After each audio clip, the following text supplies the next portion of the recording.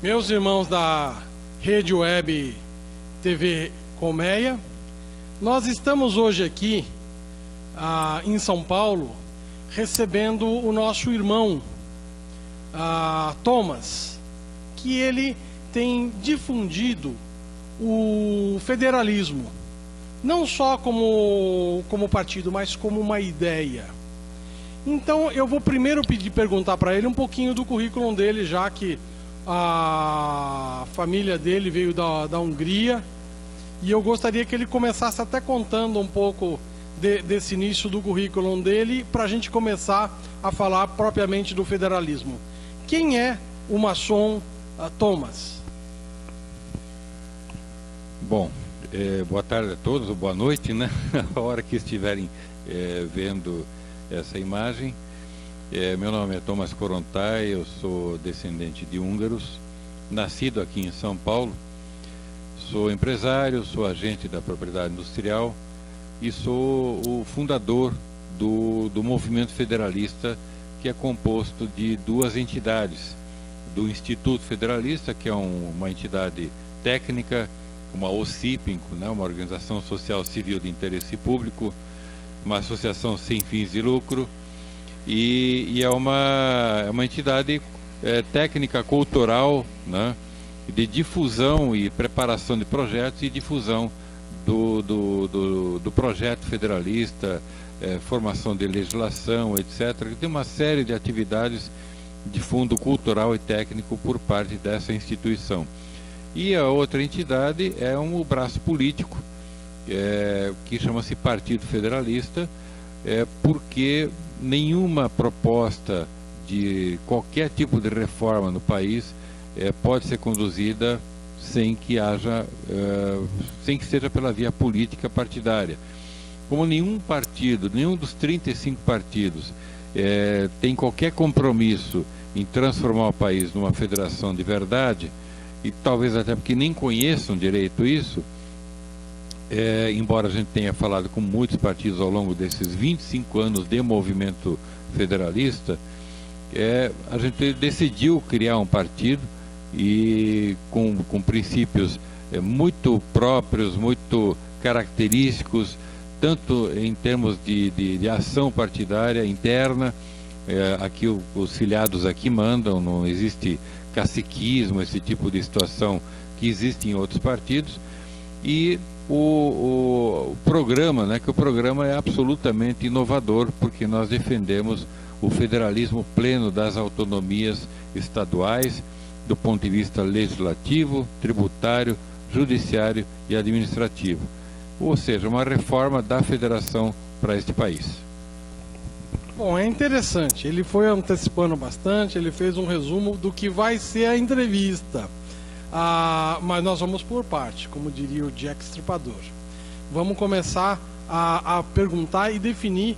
Em primeiro lugar, nós temos o federalismo nos Estados Unidos, na Suíça, aonde mais?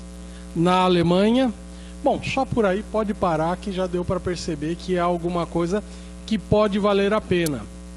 Como está, não dá esse país para ser governado. E o que significa ser federalista nos Estados Unidos? Vamos nos ater aos Estados Unidos e vou pedir ao Thomas que até cite exemplos dos filmes americanos. Por exemplo, meus irmãos, o federalismo lá, até o xerife da cidade, ele é eleito pelo... Você não conhece o delegado do teu bairro, mas lá, sabe por que ele vai atrás do bandido? Porque ele te atende bem?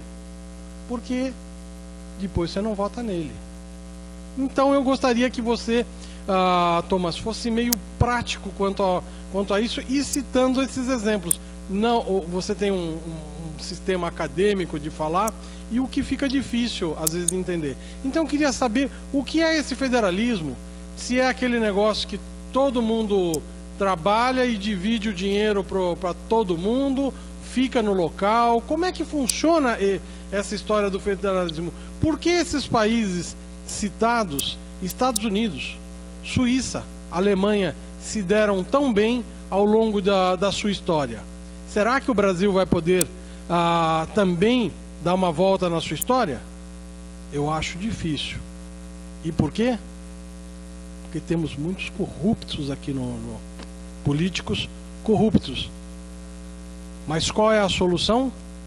Quem sabe refundar o Brasil? É essa a minha pergunta para você. Tem jeito? Claro, meu irmão. E como tem jeito, né? Mas não é fácil, evidentemente, né? E existem os caminhos para isso. Eu, primeiro, respondendo do ponto de vista prático, como é que funciona o federalismo. Primeiro, do ponto de vista da segurança, que é por onde você começou, cada cidade vai ter a sua própria segurança e não vai ser mais um modelo como o atual nos estados, com polícia militar, polícia civil, ou seja, cada estado vai ter cada cidade vai ter sua própria polícia, inclusive as grandes cidades, a polícia metropolitana e tudo mais ou menos como é parecido hoje, mas com o delegado eleito pela população, né, com o promotor eleito pela população, com juízes distritais eleitos pela população, de maneira que a maior parte da justiça seja resolvida rapidamente, em questão de poucos dias, e não anos e anos e anos, quando a pessoa já morreu, né? Aí que sai a decisão do judiciário em tantos e tantos casos. Então, uma justiça que tarda, simplesmente ela falha, né? E então mas para isso tudo também é preciso ter recursos, e as cidades precisam ficar com os recursos. E quando você fala em recursos públicos, é preciso tratar de custos. Os grandes custos hoje estão no tamanho da máquina pública, que não é só no governo central, mas também no governo estadual, no governo municipal. Então a pergunta que a gente faz é se as cidades precisam de administradores ou de partidos políticos. Evidentemente que a resposta vai ser administradores. E esses administradores não precisam chegar ao poder das cidades por meio de partidos políticos. Eles podem ser eleitos sem partidos políticos, ou podem, quem sabe, ser contratados, né? Como a cidade decidir o seu organograma, o seu estatuto, né? A sua constituição municipal, né? Então, isso nós não estamos inventando, isso é assim nos países que o Fernando citou, Estados Unidos, Canadá, Alemanha, Suíça, Austrália, vários outros países do primeiro mundo operam dentro dessa sistemática. Vereadores, a gente não precisa de vereadores pagos, eleitos por partidos políticos, etc. Os vereadores podem ser conselheiros não remunerados. É uma honra ser um conselheiro municipal, né? Que pode ser eleito também distritalmente dentro da cidade. Cada cidade vai encontrar o seu modelo, o seu melhor modelo. Então, dessa maneira, você consegue reduzir os custos drasticamente, e essa diferença de custos que resulta em dinheiro para poder investir, você imagina hoje 90% de tudo que se arrecada no país vai para a folha de pagamento. Não sobra nada, né? O pior ainda, 75% de tudo que se arrecada vai lá para Brasília, lá para o governo central. E depois o prefeito, né, dentro do atual sistema, ele tem que ir lá para Brasília para buscar dinheiro. Aí não consegue dinheiro, ele tem que acampar junto com 3, 4 mil prefeitos, e lá uma vez por ano acampar na frente do Palácio do Planalto para implorar dinheiro, 0,5%, 1% da distribuição do bolo que ficou concentrado em Brasília. Está tudo errado. Nós estamos com um cabeção enorme e com um corpinho pequeno, corpinho de bailarino espanhol magrinho, né? Raquítico, que é o que está acontecendo com as cidades e com os estados. Então nós temos que inverter isso, né? Porque nós moramos na cidade. Você, meu irmão, mora numa cidade. Em qualquer uma dessas cidades do Brasil, você precisa ter segurança, você precisa ter infraestrutura, precisa ter educação, precisa ter saúde, precisa ter todos os equipamentos sociais, porque você vive nesse condomínio chamado cidade. E como é que você faz se todo o dinheiro, né, 2/3 desse dinheiro vai embora para Brasília? Depois você tem que buscar parte desse dinheiro negociando politicamente, fazendo esse clientelismo estúpido, essa barganhocracia com partidos. Tem 35 partidos no Brasil, que não precisa, pode até ter 300 partidos, mas não precisa ter partidos nas cidades, não precisa ter tantos partidos no Congresso. Nós vamos falar sobre isso aqui, o Fernando vai me perguntar e não quero avançar. Mas a questão prática realmente é isso, sabe? Quer dizer, você ter o dinheiro na cidade, o dinheiro dos impostos arrecadados ficar na cidade e vai só um pouquinho para Brasília e um pouquinho maior para o Estado. Dessa maneira a gente consegue inverter as coisas e começa a ter recursos para poder respirar, poder viver, porque hoje nós estamos mal e porcamente sobrevivendo. Bom, nós estamos muito... teve exemplos práticos aí que foram interessantes, mas nós queremos também um pouquinho mais aquela coisa... Como é que a gente faria, por exemplo, com as creches? Hoje o governo municipal, ele gasta R$800 para manter uma criança numa escola pública e com péssimo ensino. Uma escola de primeira linha cobra entre R$800 e R$1.100. Não seria mais interessante a iniciativa privada entrar? Como o federalismo vê uma coisa... Eu estou mudando um pouquinho, porque você está sempre acostumado, eu sempre vejo seus vídeos, e eles todos são formais. Ele sempre fala sobre o conceito acadêmico, e eu estou hoje interessado nessa entrevista e na vida prática. Como é que eu ponho um filho numa escola? Como é que vai ser esse dinheiro? Porque na realidade é o dinheiro da cidade voltar para o munícipe. Como é que seria essa parte prática? Você não estava esperando essa pergunta, mas é esse osso que eu estou lhe entregando. Não, e é fantástico, né? Porque na verdade a educação ela tem que começar na cidade, exatamente na cidade. Não só a educação, como a formação humana. Existem várias formas. Cada cidade, cada estado vai desenvolver a sua melhor forma.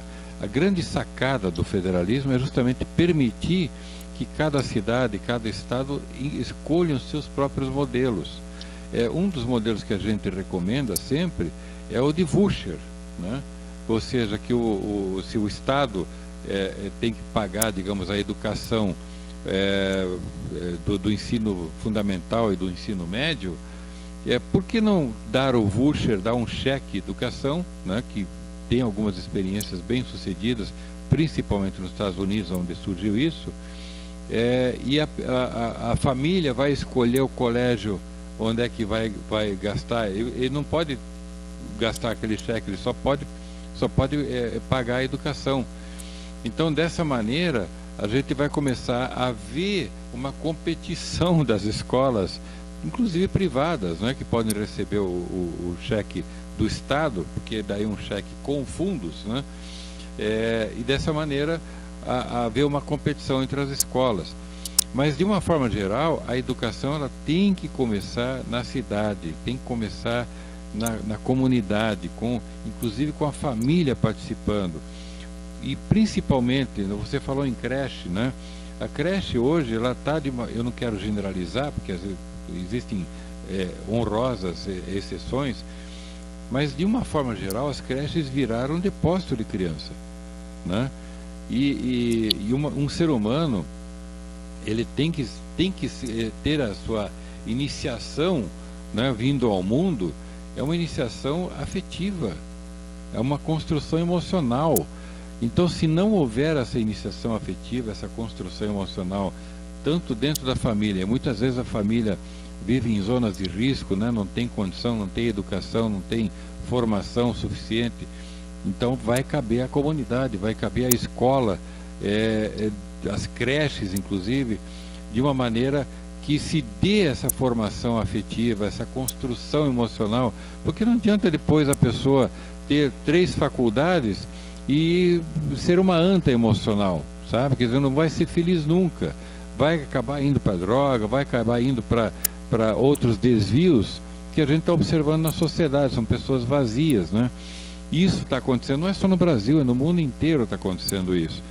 Então nós temos que prestar atenção E a única possibilidade de se fazer isso acontecer nas cidades é as cidades se livrarem do MEC, né? do Ministério da Educação e Cultura, ou seja, dentro do projeto federalista, acabar com esse tipo de ministério e fazer com que cada estado desenvolva a sua própria educação e principalmente as cidades, né? Claro, chegando até a universidade e tudo mais, né? Olha que interessante falado aqui, olha, realmente o Thomas, ele é muito acadêmico, né? E ele vamos colocar principalmente a parte do município, ou seja, a educação não seria comandada por Brasília, pelo MEC, e sim seria é muito difícil falar federalizar, é uma coisa quase que começa aqui na cidade. Quando ele fala na cidade começa, não é que o campo também não é, o campo faz parte da cidade, mas a cidade que ele fala é a cidade de Ribeirão Preto, a cidade de Santos. Ribeirão Preto tem todo o canavial, toda aquela parte assim, que tem o seu campo. Quando ele fala cidade, é o local físico. Mas eu achei interessante o fato de até a educação, o comando teria, na realidade, um currículo escolar como existe no mundo todo. Para alguém mudar de uma escola do Brasil para os Estados Unidos, você leva o currículo escolar. Esse currículo é que seria... Agora, não é perigoso numa cidade lá no Acre, no Amazonas, ele não ter aquela qualidade que teria, por exemplo, São Paulo, o Sul e Sudeste, dentro da visão federalista? Precisa só tomar cuidado quando ele fala em cidade, é o local, não é a cidade onde vivem as pessoas somente. Inclui o campo, aquela região onde está. É isso que o federalismo... Mas eu achei interessante essa parte de acabar com isso. O que mais vocês acabariam além do MEC? Não, veja, só para complementar essa questão da educação, a questão da preparação, a grande desculpa que se deu na questão do MEC, mesmo nos Estados Unidos da América também a gente vê esse problema acontecendo e está piorando a educação, é a federalização da educação, que é ao contrário do federalismo, né? Porque a federalização significa exatamente partir tudo de um governo central, espalhando para todas as cidades, para todos os municípios, todas as aldeias, todas as vilas, enfim, e equalizar tudo. É errado, porque uma pessoa que está lá estudando no Acre, ela precisa aprender coisas que não vai se aprender em São Paulo. E o estudante de São Paulo não vai aprender coisas que estão sendo ensinadas no Acre, porque são características próprias, locais, né? O que uma pessoa... eu vou exagerar um pouquinho aqui, né? As pessoas estão mais preocupadas em aprender as coisas práticas, locais, estaduais, as coisas do dia a dia, ligadas à sua profissão, ligadas às suas atividades, ligadas às características locais, ou saber coisas da China, coisas uma fórmula de Bhaskar, né? Quer dizer, universalizar a filosofia, universalizar todos esses conhecimentos que hoje estão disponíveis na internet, quando a pessoa precisa aprender realmente a viver localmente, a saber fazer contas básicas, a saber fazer uma regra de 3, a saber ler, a saber pesquisar, a saber buscar. É isso que é preciso passar para as pessoas. Infelizmente, esse modelo de educação que veio de Brasília, que vem sendo implantado no Brasil há muitos e muitos anos, há 20, 30 anos, infelizmente o resultado você vê aí, 45% da população analfabeta funcional. E quando você vê o resultado esse resultado horrível, pavoroso, você tem que questionar o que está acontecendo. O que está acontecendo é que nós estamos com um modelo absolutamente equivocado. Mas aí, o que é que nós acabaríamos mais? Hoje tem, ou pelo menos até pouco tempo atrás, de 40 ministérios. Nós temos que acabar com esses ministérios todos. Não faz sentido ter ministérios lá em Brasília, porque todas as soluções de infraestrutura, saúde, saneamento, educação, habitação, segurança pública, tudo isso vai ser por conta de estados e cidades, estados e municípios. O Brasil tem 5.560 municípios, mais ou menos, hoje. Claro que tem cidades com municípios aí com 5, 10, 20 mil habitantes que não têm arrecadação suficiente para resolver problemas locais. Então ele precisa da ajuda de quem? Do Estado onde ele está, né? O grande erro da Constituição brasileira atual é que colocou o município como ente federativo. E o Brasil acabou inventando um federalismo Frankenstein, porque tirou da esfera do Estado, juntando diretamente com Brasília. Por isso que nós temos esse tipo de coisa, onde o município depende de Brasília. O prefeito já nem vai mais falar com o governador, ele vai falar com o ministro, né? Está tudo errado. Os vereadores vão lá para Brasília, gente. Isso é um negócio de maluco, sabe? Vereador ir para Brasília, atrás de recursos, atrás de negociações, sabe? Que acabam se transformando por vezes em negociatas, em barganhocracias políticas e clientelistas. É uma coisa muito interessante, meu irmão Fernando, que... Você está falando uma coisa muito importante. Você vê que o vereador vai até Brasília e acaba descobrindo um jeito de negociar a coisa. E para ele conseguir o recurso para a cidade dele, ele acaba achando normal dar 10%, dar alguma coisa para quem está liberando o dinheiro. E esse dinheiro começa num volume alto, sai de Brasília, e quando chega na obra de fato, ele chega em menos da metade do valor. É essa a sua visão ou não? Sim, na verdade as negociatas que acontecem são muitas, não é? Nem sempre envolve recurso, envolve favores políticos, emprego, sabe, para parente, esse tipo de coisa que acontece. Quer dizer, quando você vê uma cidade como Niterói, por exemplo, né, não conseguia receber dinheiro porque não conseguia pagar determinados compromissos com a União, né, com o governo central, então o governo central pega e trava o dinheiro, não manda mais o dinheiro do Fundo de Participação dos Municípios, que é um dinheiro que saiu da cidade e que daí vem de volta pelo chamado Fundo de Participação, que daí é calculado em função da população, em função de uma série de índices.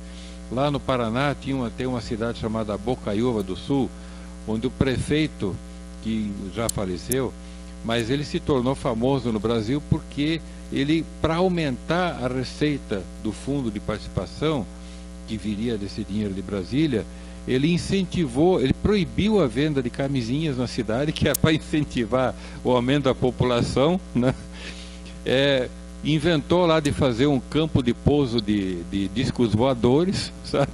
Para ver se atraía turismo, essa coisa toda. Ele começou a inventar coisas para ver se atraía a atenção da cidade e trazer recursos para a cidade, né? Então esse tipo de situação ela é propiciada exatamente por conta das distorções do sistema tributário, que eu já vou falar sobre isso, como é que os preços vão reduzir pela metade. Me lembra disso, Fernando, por favor, né? E essas distorções da arrecadação, né? As distorções do sistema tributário brasileiro, esse negócio de concentrar dinheiro, seria a mesma coisa, meu irmão, que 2/3 do teu salário, né, do teu prolabore, viesse para minha conta bancária, e assim de todos os nossos irmãos, viesse tudo para minha conta bancária. E depois eu faria uma redistribuição de acordo com os meus critérios. É isso que Brasília faz com o Brasil hoje. Vocês sabem que tem países, por exemplo a Bélgica, você paga até para ir no banheiro de restaurante, mas só que você recebe tudo de volta. Eu pago os impostos, pago a escola da minha filha, pago o plano de saúde, só que eu já paguei. Então é complicado uma coisa dessa.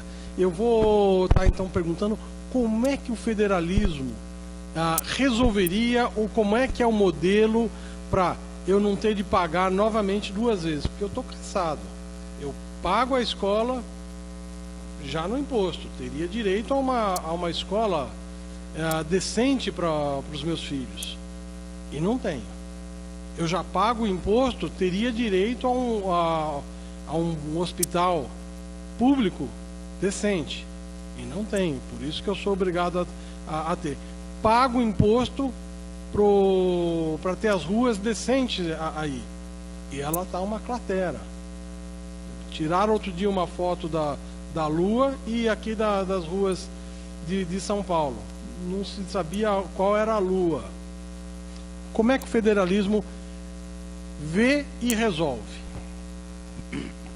Bom, primeiro o seguinte: quando você tem um sistema tributário, é muito importante se compreender o seguinte: todos os problemas que o Brasil tem, eles estão entrelaçados, né? Então o Brasil é um caso sistêmico, tanto de corrupção sistêmica, que você já deve ter ouvido falar, né? O juiz Sérgio Moro o Dallagnol, né? O procurador Dallagnol, vem falando nos problemas de corrupção sistêmica, porque envolve todos os setores e de todas as formas, de todas as maneiras, enfim. Os problemas do Brasil, eles também são sistemicamente entrelaçados, tanto envolvendo o legislativo, envolvendo o judiciário, o administrativo, o sistema tributário, e que acaba afetando a vida de todos nós, diretamente. Por quê? Porque o dinheiro que é arrecadado em impostos, ele é consumido nesse buraco negro sistêmico, né? Não sobra dinheiro para resolver os problemas de infraestrutura, de saúde, de educação, de saneamento, de tudo. Não sobra dinheiro. Então aí, quando o político entra no governo, ele propõe resolver isso, mas para resolver ele precisa gerar mais imposto. Então, por isso nós temos uma carga tributária bastante elevada.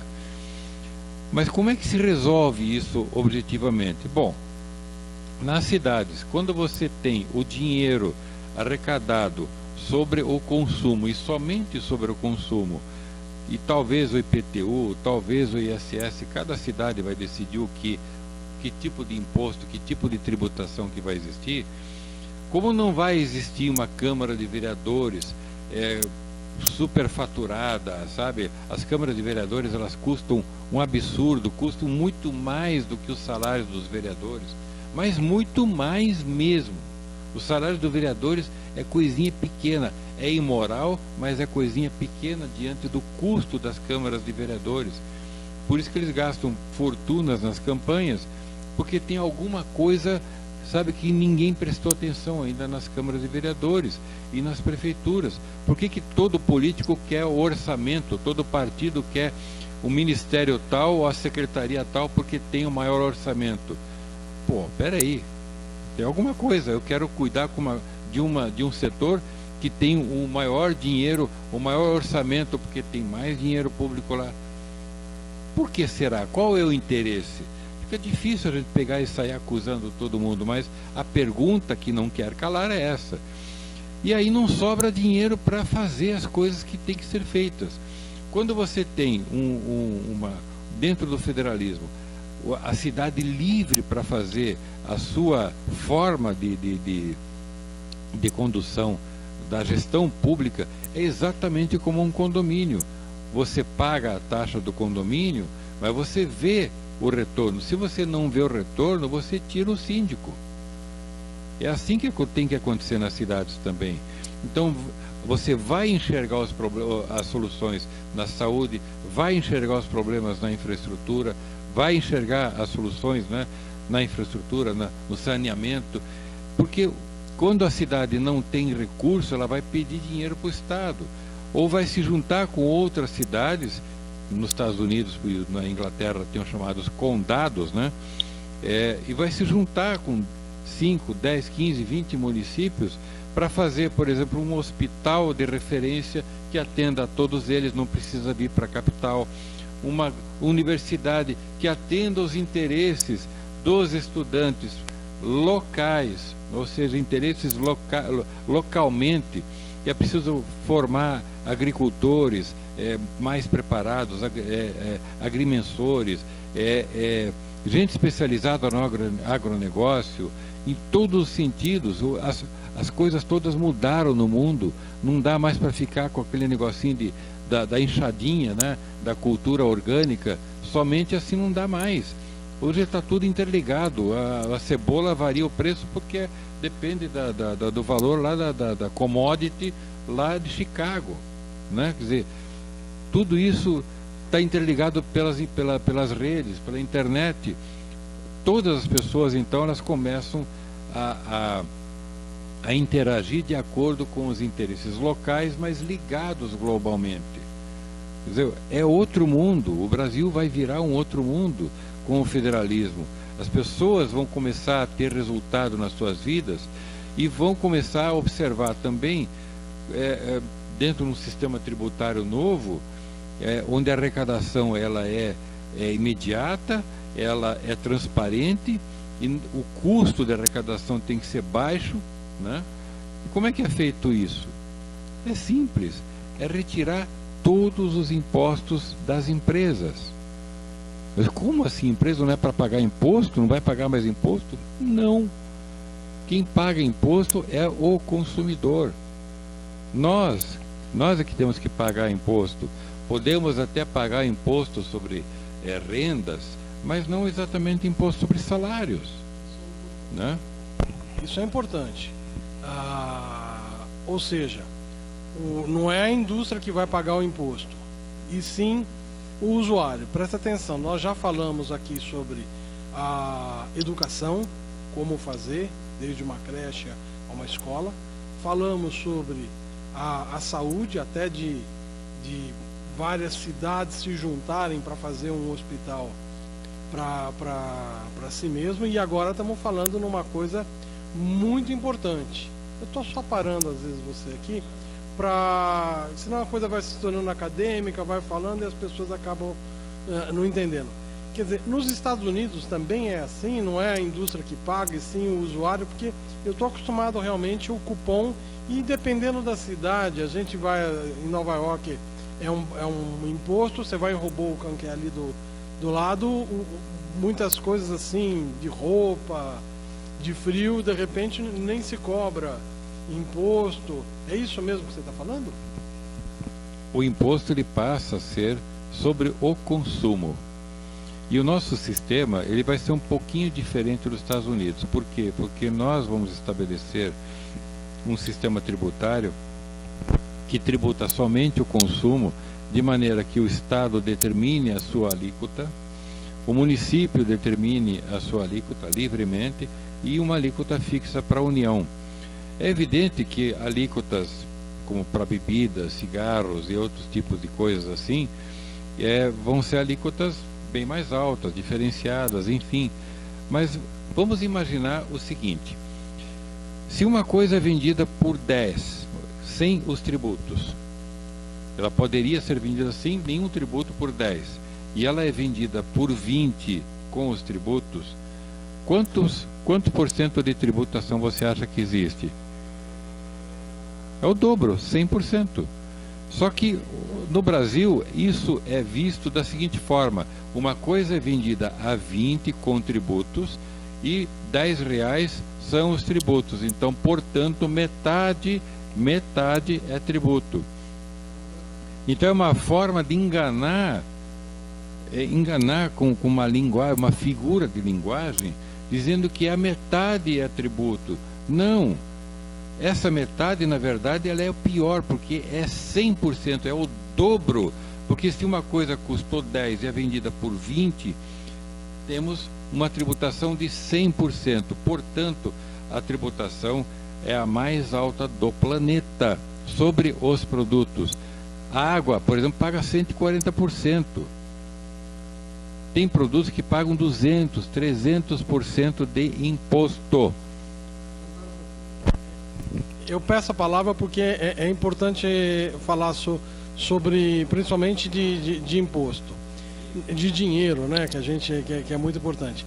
Então, quer dizer, eu tenho uma indústria aqui que fabrica carro. está no estado de São Paulo, em Minas, no Rio de Janeiro, no Sul, e essa cidade, esse carro paga um imposto e essa cidade acaba recebendo mais tributo.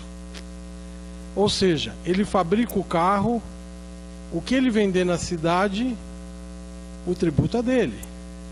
O que o vendeu lá em Rio Branco, no Acre, o tributo é de lá. Será que o governante da cidade aqui, e principalmente o governador, vai querer abrir mão desse imposto? Porque, que aliás na Europa de modo geral é assim, o imposto você paga ali no local. Se você não vive naquele local, você é brasileiro, por exemplo, quando você vai sair do país, você pode pegar de volta o seu imposto. É esta a proposta que você está falando? Desculpa estar te cortando no meio, às vezes que você vai prolongando academicamente. Eu vou cortando para a pessoa saber como é que funciona esse negócio na prática. Não, e assim a conversa fica uma delícia, né? Não, veja, a pergunta que se faz sempre é o seguinte: por que tributar empresas? Empresa não foi feita para pagar imposto. Empresa foi feita para gerar produtos, gerar riquezas, né, gerar empregos e gerar resultado para os seus investidores, para aqueles que empenharam seu patrimônio, pegaram dinheiro, às vezes dinheiro emprestado, enfim, estão arriscando e eles querem o retorno. Você vai montar um negócio, seja ele qual for, a primeira pergunta que você vai fazer é: quanto é que eu vou ganhar com isso, né? Não é quantos empregos eu vou gerar, quanto de riqueza, de imposto que eu vou gerar. Não, você não vai fazer essas perguntas. Você vai fazer a pergunta: quanto é que eu vou ganhar? Todo mundo faz essa pergunta. O grande problema do Brasil é que, você falou na indústria do carro, quantos milhares de fornecedores dependem não, eles fazem parte dessa cadeia produtiva para se fazer um automóvel. São milhares de fornecedores. Por que são milhares? Porque tem centenas que fornecem banco, maçaneta, farol e todas as chamadas autopartes. Mas cada um desses fabricantes também compra insumos de outros fabricantes que compram de outros fabricantes, e assim se formam diversas cadeias produtivas. O problema do Brasil é que todas as cadeias produtivas são tributadas em todas as etapas. E isso não acontece nos outros países do primeiro mundo, o que faz com que os preços sejam mais baratos. Por isso que existe contrabando no Brasil. Ninguém contrabandeia coisas para os Estados Unidos, a não ser charuto cubano. Né? Mas ninguém contrabandeia nada, ao contrário. Chama-se teoria dos vasos comunicantes. Ou seja, você tem aqui uma superfície, você coloca a água aqui, vira para cá, ela vai correr para cá, né? Então, não adianta, se os preços aqui são mais altos, é evidente que eu, como consumidor, vou querer pagar alguma coisa mais barato. Eu vou para o Paraguai, vou para a Europa, vou para os Estados Unidos e vou tentar vou querer trazer as coisas mais baratas para cá. Então, agora vocês imaginam, eliminando todos esses quase 100 tipos de tributos que existem, impostos, taxas, contribuições que são obrigatórias, né? Contribuição não existe no Brasil. Contribuição é que as entidades filantrópicas fazem, né? De pegar a água para Mariana, né?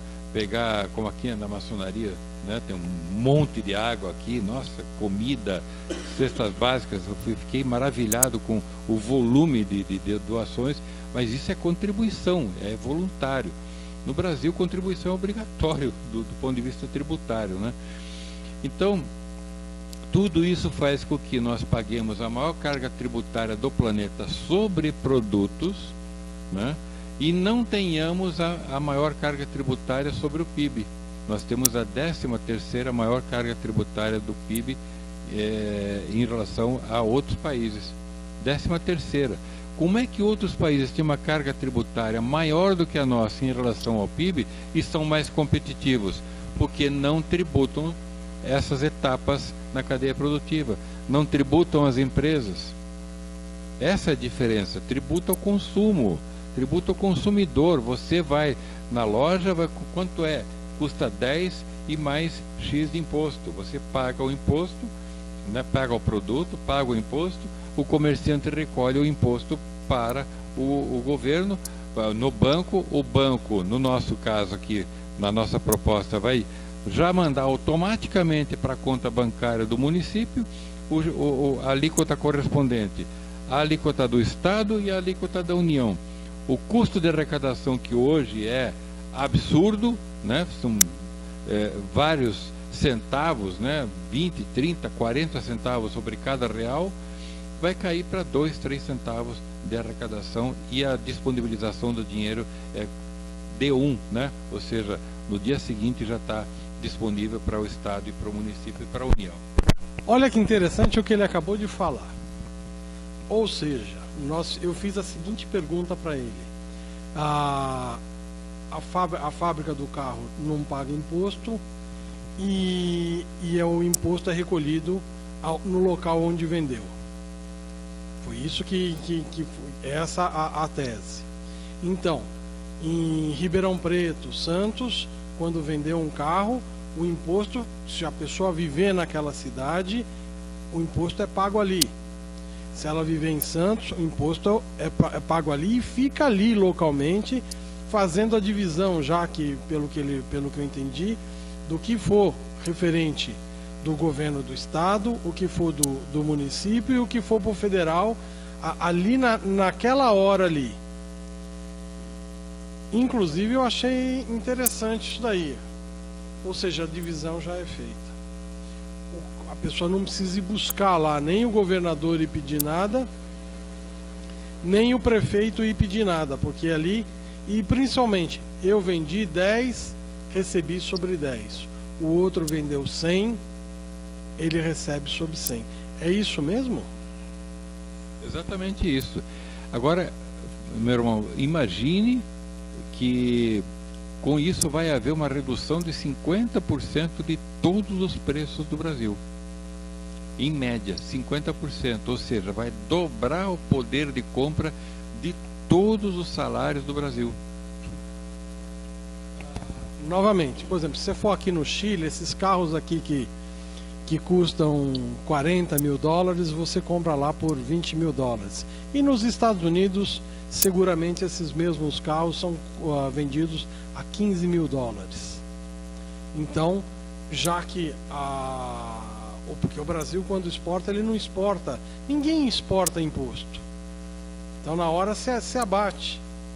É interessante até em alguns países na Europa, de que cidade você é. O imposto vai para lá. Quando você sai você não é daquele país, quando você está voltando para o seu país, você vai lá com a nota fiscal e você pega o seu imposto de volta. Nós estamos acostumados a isso. Lógico, precisa avisar ali, olha, eu sou de tal local. Nos Estados Unidos, uma vez eu fui comprar remédio e a pessoa percebeu que eu era estrangeiro. Eu falei, de onde você é? Do Brasil. Do Brasil, seu imposto é 0. Então, eu tô gostando disso. Achei bom.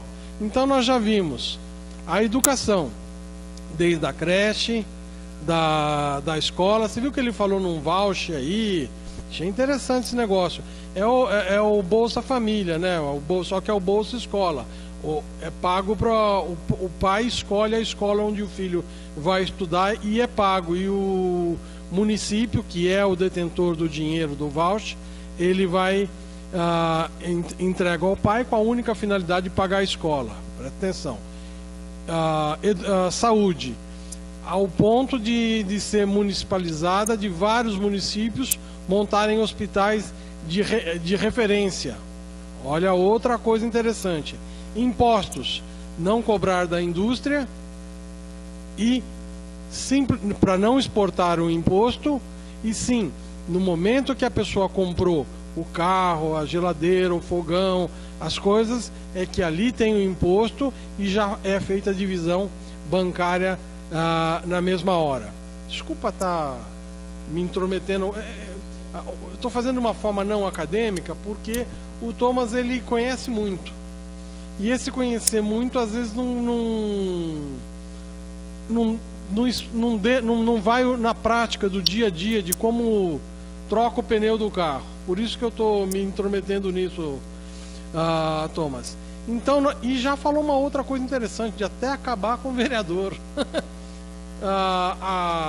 Em muitas cidades elas não são necessárias mesmo, a cidade é pequena. Eu faço uma diferenciação de cidades acima de 200 mil habitantes com abaixo de 200 mil habitantes. Lógico, numa cidade com 200 mil habitantes, com carros passando, você colocar motos, bicicleta, andar, é perigoso mesmo. Agora, numa cidade onde não passa nem carro, qual é o problema de andar de bicicleta, ter cavalo? Na cidade de São Paulo não cabe mais o charrete, cavalo, mas no interior cabe. Lógico, não há problema nenhum. Então, eu vou começar e nós vamos fazer outras entrevistas com o Thomas. Essa não é a primeira de muitas. Eu estou pensando até, se ele permitir, obviamente, colocar a reportagem na íntegra e depois fazer uma reportagem em corte para fazer para vocês a reportagem, o extrato em 20 minutos, porque nós já estamos passando de 1 hora essa entrevista e muitas das pessoas podem... Então eu vou pedir para o Thomas o seguinte: Thomas, sem ser muito acadêmico, o que você recomenda então para a gente começar a estruturar o Brasil para o federalismo? Também você dá isso a nível de Brasil, né? Porque não adianta só falar ali no sul, falar na capital de São Paulo. Eu achava muito interessante quando ele falava cidade, todo mundo não está incluindo o campo, não, é aquele local. E ele deu um outro exemplo muito interessante do síndico.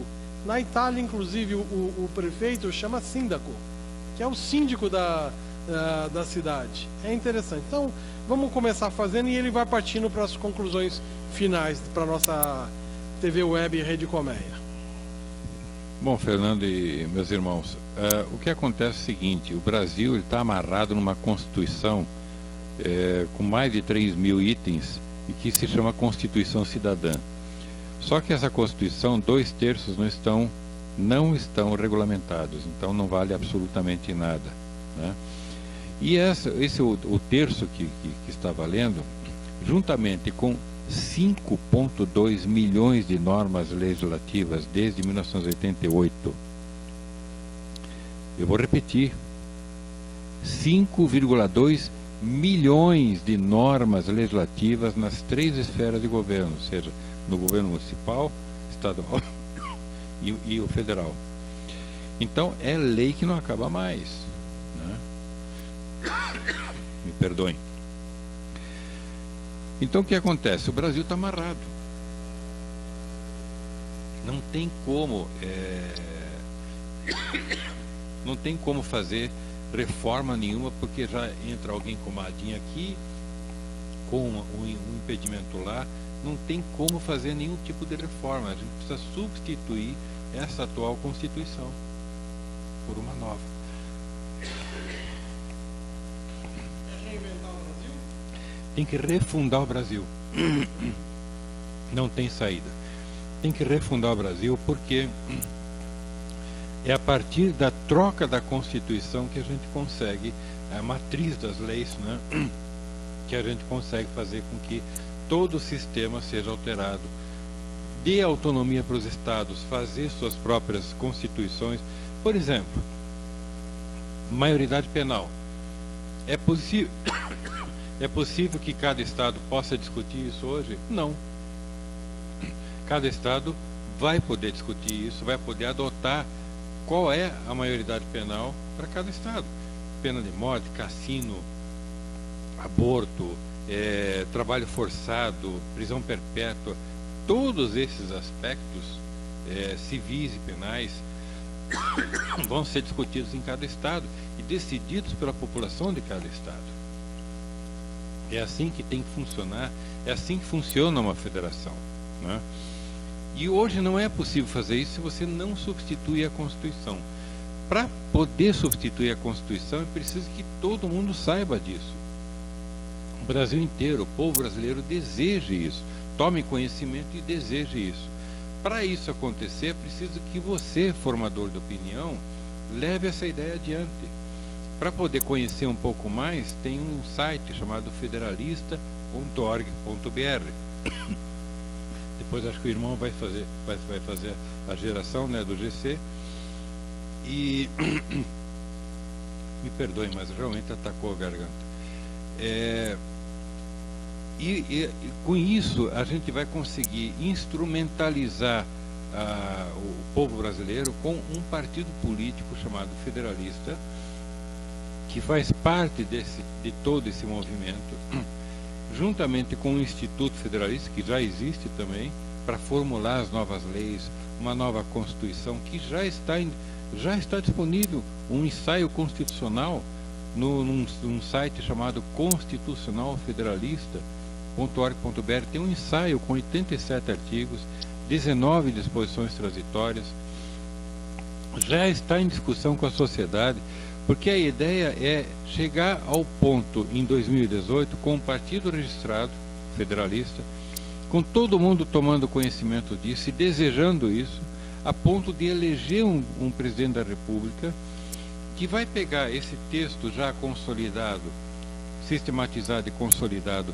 desse ensaio constitucional que se transforma num texto desejável da população, ou seja, o brasileiro se torna o verdadeiro constituinte, não delegando para uma Assembleia Nacional Constituinte como seria, né?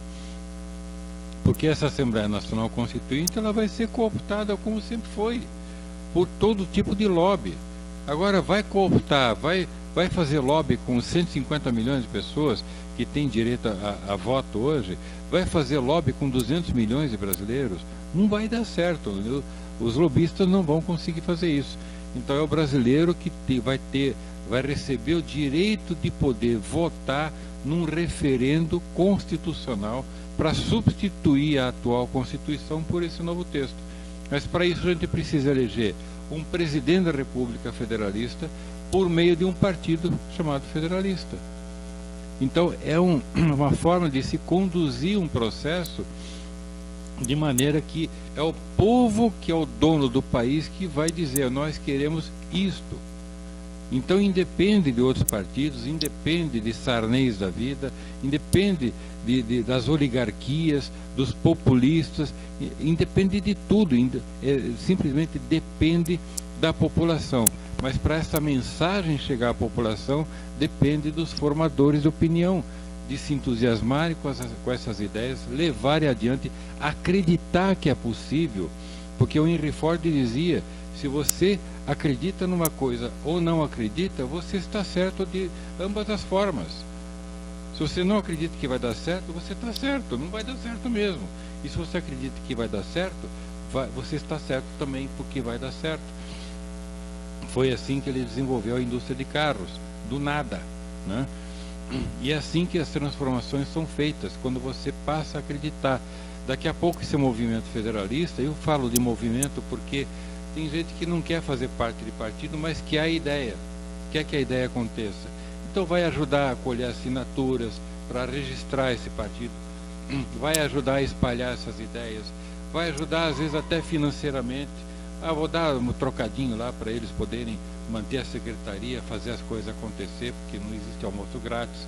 A gente não quer dinheiro de grande empresário, não quer dinheiro de sindicato, não quer dinheiro de igreja nenhuma, não quer dinheiro, sabe, desses grupos de interesse. Nós queremos que as coisas aconteçam com a força do povo brasileiro.